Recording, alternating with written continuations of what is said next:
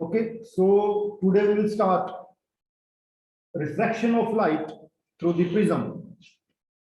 So refraction of light through the prism.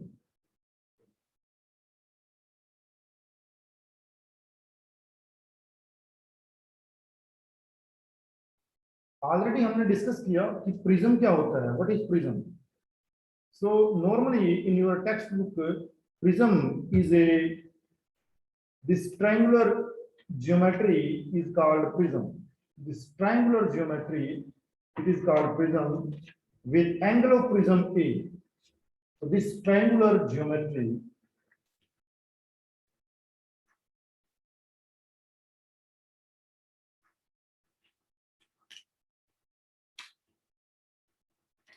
it is called a prism.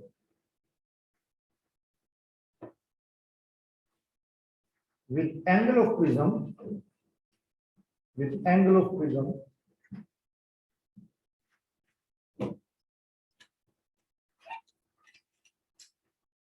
equal to A. This is angle of prism A. And let me just put the name of these sides. Let me call this is B and this is C. So this AB, this side AB, where light is incident, this side where light is incident, this face AB, it is called incident face, where light is incident. So it is called incident face.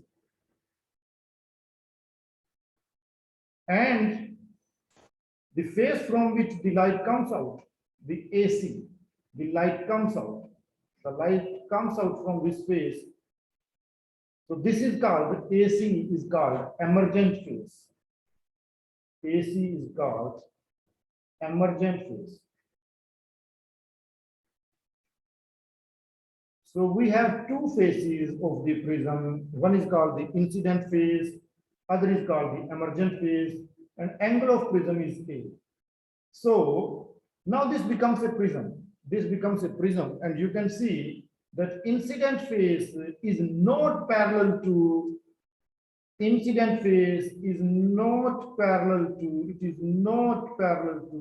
so I will just cut this line. Incident phase is not parallel to emergent phase. So this is the condition for any triangular shape to be a prism. So this is the condition for a prism or for prism action. Condition for prism action.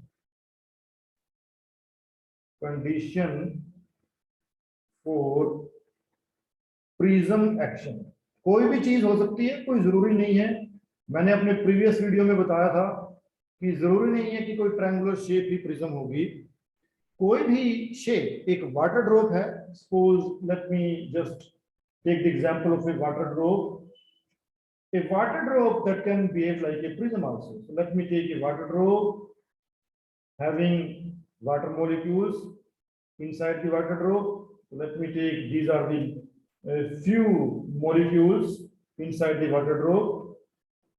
Now let me just draw the incidence phase and the emergent phase. Suppose the light falls at this point, and let me draw a tangent at this point. So this becomes an incidence phase. And if the light comes out from here,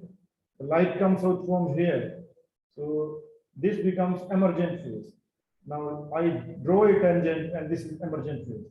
I just produces this emergent phase in the back direction and it meets the incidence phase at an angle theta.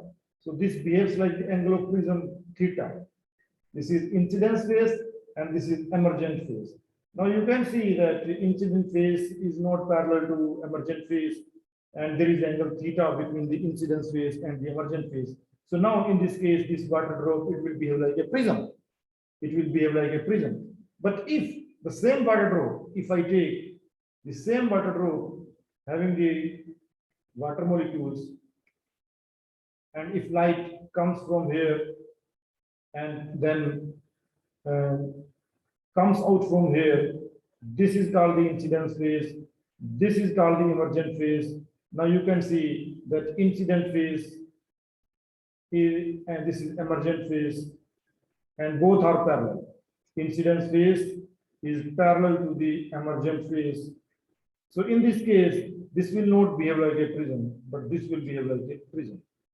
So prism की कोई भी shape हो सकती है, कोई जरूरी नहीं है कि prism जैसा टेक्स्ट बुक में शो किया गया है कि एक रेक्टेंगुलर शेप ही होगी. प्रिज्म की कोई भी शेप हो सकती है, और प्रिज्म एक्शन तभी होगा जब incidence phase is not parallel to the emergent phase. This is the condition. This is the main condition for anything to behave like a prism. So today we will discuss कि prism क्या-क्या काम कर सकता है.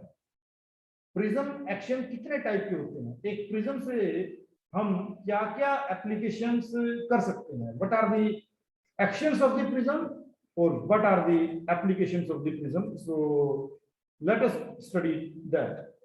So main चीज हमें ध्यान रखनी है कि प्रिज्म ने प्रिज्म एक्शन करना है, और बेसिकली प्रिज्म दो तरह के काम करता है. One is called the dispersion and other is called the deviation. So let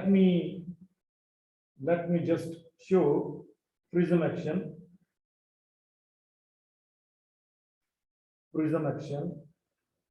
So there are two types of prism action. Prism सिर्फ दो ही काम करता है, इसके अलावा प्रिज्म कोई भी काम नहीं करेगा. First, it will do the dispersion. Already हमने अपने प्रीवियस वीडियो में देखा कि प्रिज्म डिस्पर्जन करता है. और डिस्पर्जन क्या है? Splitting of white light into 7 colour. इसी को बोलते हैं डिस्पर्जन. स्प्लिटिंग ऑफ व्हाइट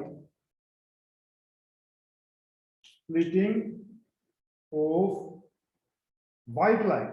इसको व्हाइट लाइट बोलते हैं. सन से जो लाइट आती है, हमारे बल्ब से, ट्यूब से लाइट आएगी, that is called the white light.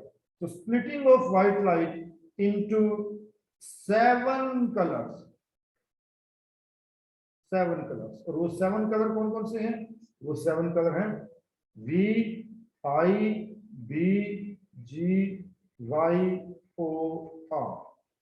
ये हो गया Vibgyor. Violet, this is indigo, this is blue, green,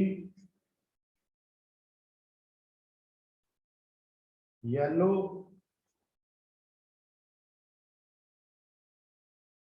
orange,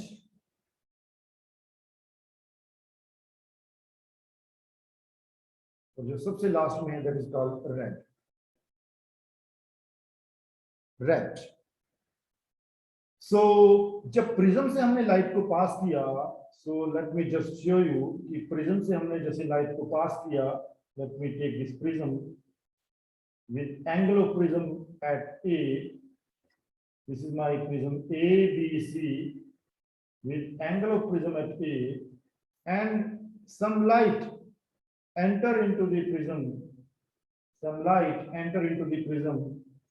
and this is called white light. Sunlight को हम white light बोलते हैं. white light इसलिए बोलते हैं कि ये 7 कलर का कॉम्बिनेशन है, 7 कलर का मिक्सचर है, और वो 7 colour they are blended with each other. Separately उनको एयर में, अभी यहाँ पे एयर है, एयर में इन 7 कलर को नहीं देख सकते, बिकॉज हमारी जो सराउंडिंग होती है वो एयर होती है, और उस एयर में वो व्हाइट लाइट के 7 कलर कभी नहीं दिखते. वो they are blended with each other. So उनको देखने के लिए हमें इस ट्रायंगुलर जियोमेट्री की हेल्प लेने की जरूरत है. ट्रायंगुलर जियोमेट्री के अलावा भी एक वाटर ड्रॉप के थ्रू भी हम प्रिज्म के 7 कलर देख सकते हैं. कंडीशन क्या है कि जिस फेस से लाइट एंटर करे और जिस फेस से लाइट एग्जिट करे वो पैरेलल नहीं होने चाहिए. उनके बीच में कुछ एंगल होना चाहिए, और उनके बीच में जो भी एंगल होगा that will be the angle of prism. So this is called the AB is called the emergent phase, sorry, AB is called the incidence phase, and this AC is called the emergent phase. AB is incidence phase, AC is emergent phase. So actual में अगर prism नहीं होता तो light को ऐसे straight जाना चाहिए था। अगर रास्ते में ये प्रिज्म नहीं आता तो लाइट अपने इस रूट से ट्रेवल करती, बट क्योंकि रास्ते में प्रिज्म आ गया तो लाइट का जो रूट होगा वो ये रूट फॉलो नहीं होगा, प्रिज्म इसको बैंड करेगा। और यहाँ पे अगर हम एक नॉर्मल ड्रॉ करें, यहाँ पे एक नॉर्मल अगर ड्रॉ करें, this is my normal which makes angle 90 degree over here, so this is called normal. Normal को हमने represent किया n से। so what will happen, light will come out, light यहाँ से बैंड होगी, ऐसे बैंड हो जाएगी, और बैंड होने के बाद it will come out। अब ये बैंड होगी और बैंड होगी तो सबसे ऊपर का जो कलर होगा वो मैंने बताया था that will be red। सबसे जो कम बैंडिंग होगी वो रेड की होगी, और जो सबसे ज्यादा बैंडिंग होगी वो होगी वायलेट की, वो सबसे ज्यादा होगी वायलेट की।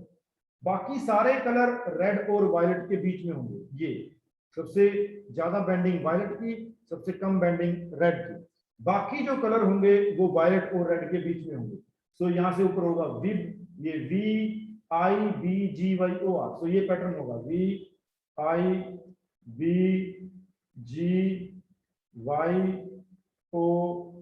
सबसे ऊपर ये रेड कलर होगा और सबसे नीचे ये वायलेट कलर होगा, बाकी सारे कलर इनके बीच में होंगे, और ये सारे कलर सेपरेट होंगे।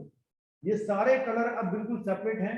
अब देखो एमर्जेंट फेज से निकलने के बाद सारे कलर सेपरेट हो गए, बट इंसिडेंस फेज में से पहले, क्योंकि यहां भी एयर है और यहां भी एयर है, तो इस वाली एयर में तो व्हाइट लाइट है, बट इस वाली एयर के अंदर 7 सेपरेटेड कलर हमारे पास आ चुके हैं।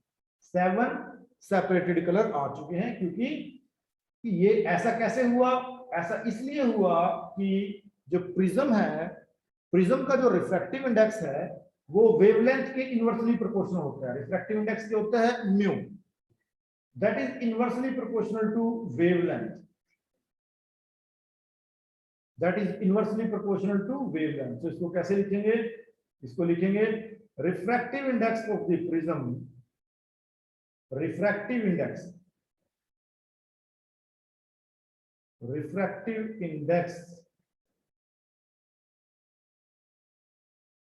of the prism or of the material, या क्योंकि प्रिज्म है तो हम प्रिज्म लिखेंगे, inversely proportional to wavelength, inversely proportional to wavelength. तो रिफ्रैक्टिव इंडेक्स को हमने लिखा म्यू, वेवलेंथ को लिखा हमने लैम्डा। अब क्योंकि wavelength of red colour is greater than wavelength of violet colour, red की वेवलेंथ वायलेट से ज्यादा होती है, because wavelength of red colour is greater than the wavelength of violet colour. अब क्योंकि ये इनवर्सली प्रोपोर्शनल है, जिसकी वेवलेंथ ज्यादा होगी उसके लिए रिफ्रैक्टिव इंडेक्स कम होगा, मींस वो कम बैंड होगा।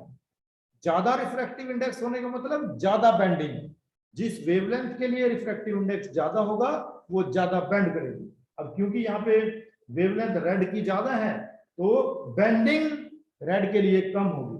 सो दैट्स व्हाई रेड की जो बैंडिंग होती है वो कम होती है, रेड ऊपर आएगा, वायलेट की बैंडिंग ज्यादा होगी, because refractive index of the glass, mu for the glass is less for red.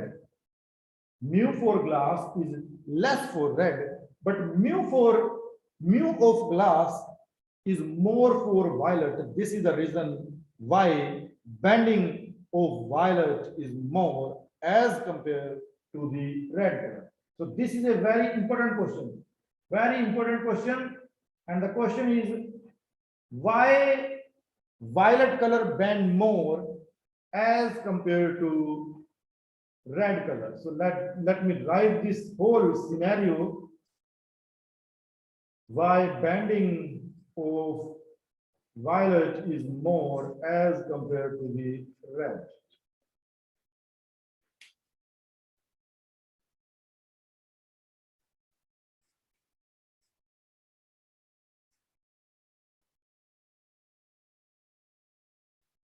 So question is,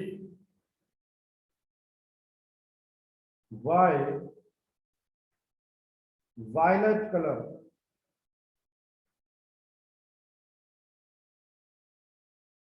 bend more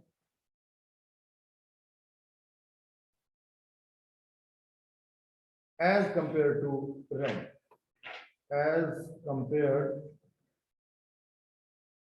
to red. So answer is very easy, very simple and very logical.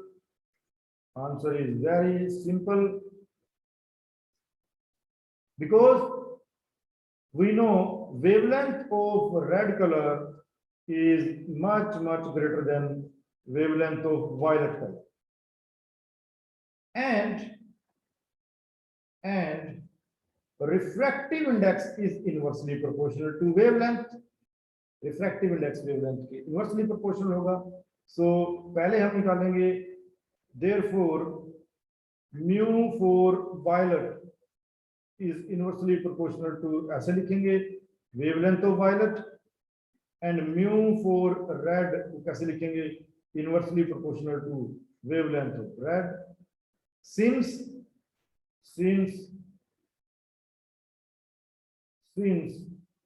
lambda r is greater than, much greater than lambda v, so refractive index of the violet is much greater than refractive index of red. So this is the reason why violet color bend more, because refractive index of the violet is more as compared to the refractive index of the red. So that's why bending of violet is more and bending of red is small. So this is the first job which the prism is doing. ये prism का पहला काम है कि prism white light को split करेगा 7 colour में. ये प्रिज्म का सबसे पहला काम है. अब प्रिज्म का दूसरा काम है, उसको हम देखते हैं, उसको हम बोलते हैं डेविएशन. सो प्रिज्म दूसरा काम करता है डेविएशन.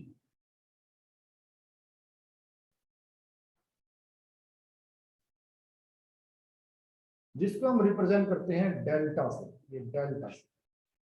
सो आज का हमारा जो मेन टॉपिक है वो है कि प्रिज्म डेविएशन करता है, और ये डेविएशन कैसे हम फाइंड आउट कर सकते हैं. तो let us go for that.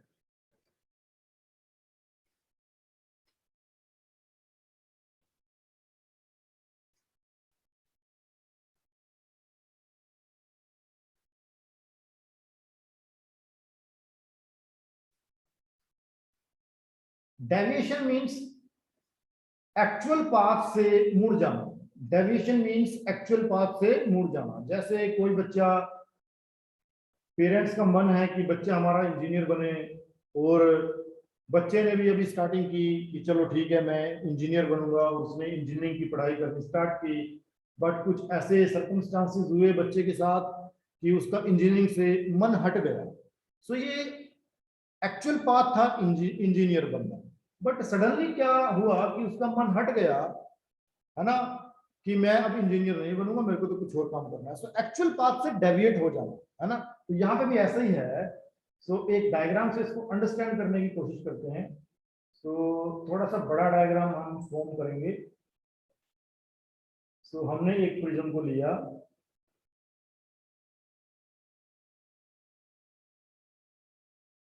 This is my prism. इसका नाम हमने रखा ए, बी एंड सी. सो हमें पता है ए बी इंसिडेंस फेस है और ए सी एमर्जेंट फेस है. तो let me take the white light. हमने व्हाइट लाइट को लिया, ये हमने व्हाइट लाइट को लिया, तो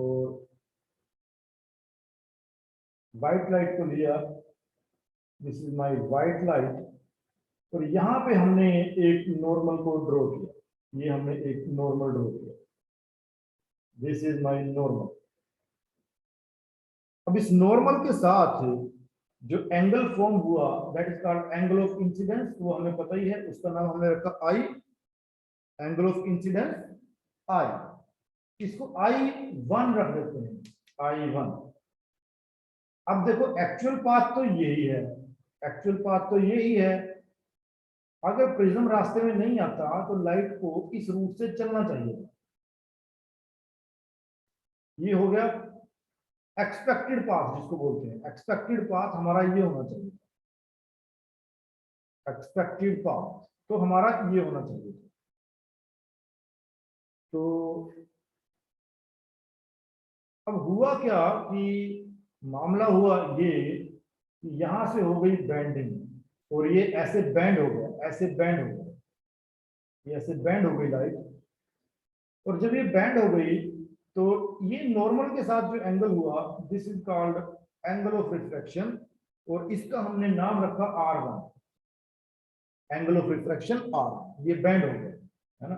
तो ये नॉर्मल के साथ जो ये लाइट ने एंगल फॉर्म किया, this is called angle of refraction. तो ये हमारा नॉर्मल था और ये हमारी व्हाइट लाइट है, व्हाइट लाइट। सो एक्सपेक्टेड पाथ ये है, एक्सपेक्टेड पाथ से ये लाइट प्रिज्म के अंदर बैंड हो गई, रिफ्रैक्ट हो गई। अब इस पॉइंट पे पहुंची, यहाँ पे फिर दोबारा एक नॉर्मल फॉर्म करते हैं, यहाँ पे फिर दोबारा एक नॉर्मल हमने रखा, ये भी नॉर्मल हो गया।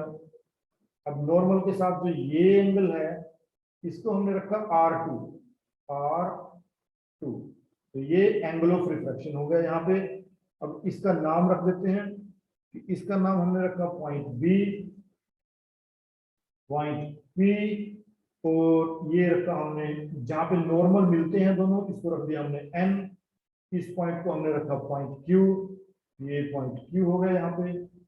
अब यहां से लाइट बाहर निकलेगी, तो बाहर एयर है, ये पूरा एयर है, अंदर ये पूरा ग्लास था, ये पूरा ग्लास है, इधर भी एयर थी ये। अब वापिस एयर में जाना है तो ये अवे फ्रॉम द नॉर्मल जाएगी, अवे फ्रॉम द नॉर्मल में कुछ ये ऐसे बैंड हो जाएगा, और ऐसे ये हमारी होगी emergent light, emergent light.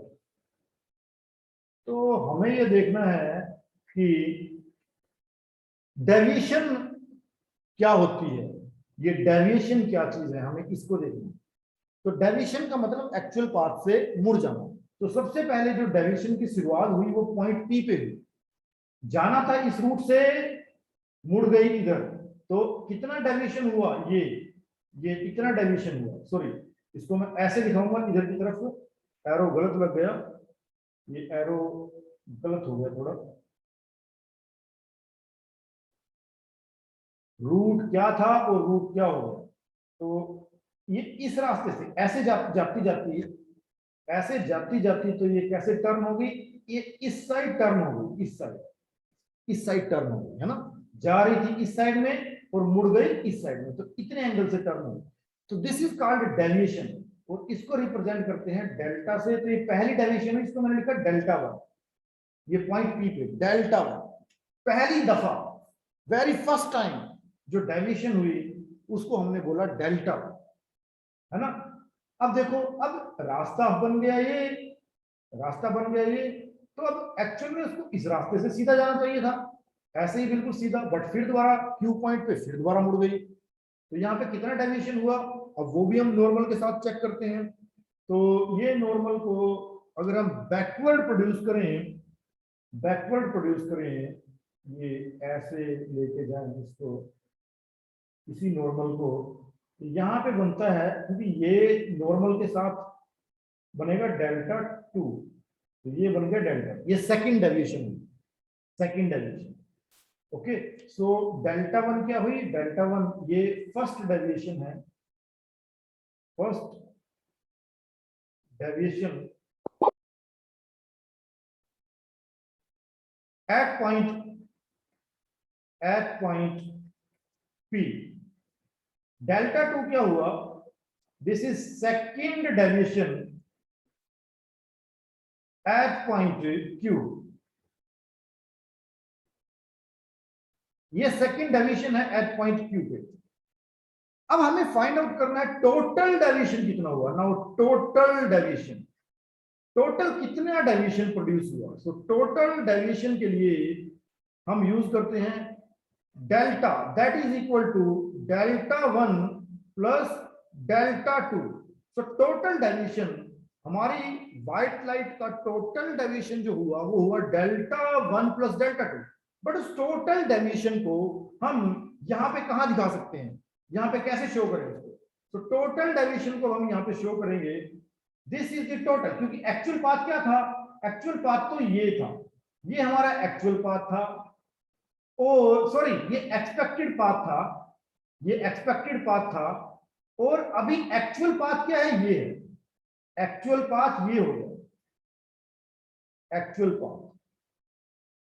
So angle between expected path and actual path, that is called deviation. So ये क्या हो गया?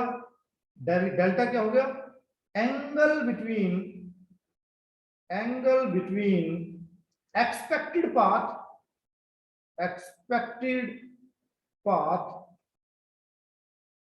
and actual path, इसको हम बोलते हैं डेविएशन। सो अब देखो, अब ये हमारा एक्सपेक्टेड पाथ है और ये हमारा एक्चुअल पाथ है। अब इन दोनों के बीच में ये जो एंगल होगा, दिस इज कॉल्ड डेल्टा, जिसको हमने लिखा is equal to delta 1 plus delta 2। तो ये हमारा जो टोटल एंगल हुआ, this is expected path, this is actual path. Angle between expected path and actual path is called deviation, which is sum of the two deviation. Actual में पहले deviation यहां हुई, फिर डेविएशन यहां हुई क्यू पे, तो जो टोटल डेविएशन है वो इन दोनों का सम होती है। सो अब हमें फाइंड आउट करना है कि ये डेल्टा 1 कितना होता है और ये डेल्टा 2 कितना होता है। ये दोनों हम फाइंड आउट करेंगे। सो ये दोनों हम फाइंड आउट करेंगे इन अवर नेक्स्ट वीडियो, क्योंकि डेल्टा 1 के लिए हमें डेरिवेशन करना पड़ेगा, डेल्टा 2 के लिए डेरिवेशन करना पड़ेगा, और फिर हमें रिलेशन बताना है कि ये जो एंगल ऑफ प्रिज्म है, ये एंगल ऑफ प्रिज्म है, how the angle of prism is related to delta 1 and delta 2, means how the angle of prism is related to this delta. So हमने डिस्कस किया prism will do two actions. First is dispersion and second is deviation. Dispersion में prism ने white light को 7 constituent colors में split किया, जिसमें red का deviation सबसे कम पाया गया, वायलेट का डेविएशन सबसे ज्यादा पाया गया। तो हमने इस क्वेश्चन को भी स्टडी किया कि रेड का डेविएशन कम होता है, जिसकी वेवलेंथ ज्यादा होगी उसका डेविएशन कम होगा, जिसकी वेवलेंथ कम होगी उसका डेविएशन ज्यादा होगा। अब क्योंकि रेड की वेवलेंथ ज्यादा है तो उसका डेविएशन कम। सो सेकंड हमने डेविएशन का पढ़ा। डेविएशन क्या होता है? It is the angle between expected path, angle between expected path and actual path is called deviation, और it is called angle of deviation, it is called angle of deviation, angle of deviation. और इस angle of deviation में एक बहुत important, एक बहुत powerful चीज होती है जिसको बोलते हैं मिनिमम डेविएशन। मिनिमम डेविएशन कि वो कौन सी कंडीशन है, प्रिज्म को कैसे सेट करें कि ये जो डेविएशन हो ये कम से कम हो, मतलब एक्सपेक्टेड पाथ और एक्चुअल पाथ के बीच का ये एंगल कम से कम कब होता है। तो very important question, very powerful question. एक थोड़ा इसका हिंट यहाँ पे दे देता हूं कि जब ये लाइन, ये जो पी और क्यू को लाइन ज्वाइन करती है, जब ये बीसी के पैरेलल हो जाएगी, बेस के पैरेलल हो जाएगी, P Q become parallel to BC, in that case deviation minimum होगी। इसको यहां से भी चेक कर सकते हैं। अगर ये बिल्कुल पैरेलल हो जाए तो देखो, अगर ये पैरेलल करूंगा इसको मैं तो ऐसे आ जाएगी, ऐसे बीसी के पैरेलल, है ना। तो अब डेविएशन यहां से स्टार्ट होगी, है ना। अब डेविएशन यहां से स्टार्ट होगी, तो यहां देख सकते हो कि ये एंगल अब छोटा हो जाएगा, ये एंगल छोटा हो जाएगा। सो ज्योमेट्री की हेल्प से हम ये चेक कर सकते हैं कि वो कब, कौन सी कंडीशन होगी जिसमें प्रिज्म कम से कम डेविएशन करे, तो कम से कम डेविएशन तभी होगी जब ये पी क्यू जो लाइट है ये बेस ऑफ द प्रिज्म के पैरेलल हो जाए, तो उस केस में ये एंगल ऑफ डेविएशन कम हो जाएगा, that is called the minimum deviation. Okay, so now let me take the attendance.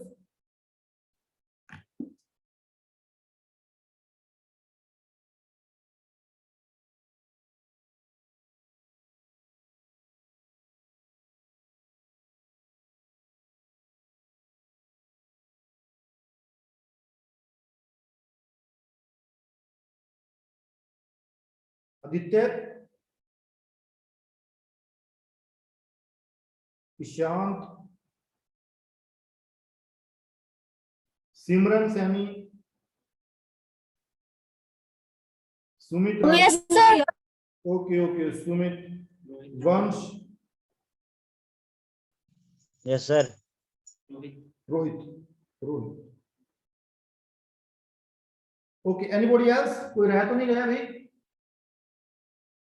Okay बच्चों, that's all for today. Yes sir.